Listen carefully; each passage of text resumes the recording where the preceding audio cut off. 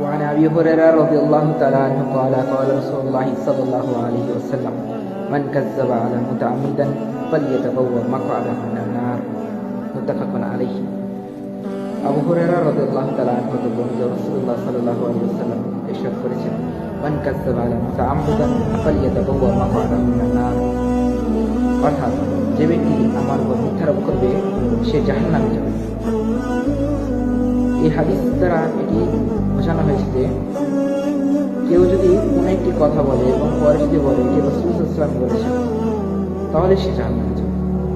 এরকম অনেক দেখা যায় বাজারে, চায়ের দোকানে লোকেরা কথায় কথায় বলে যে তুমি জানো এটি হাদিসে রয়েছে, তুমি জানো এটি হাদিসে রয়েছে, অথচ সেটি হাদিসের কোথাও নেই। এবং কেউ যদি না জেনে বলে থাকে যে এটি হাদিসে রয়েছে এবং সেটি যদি হাদিসে থেকেও থাকে তাহলেও সে জাহান্নামে যাবে।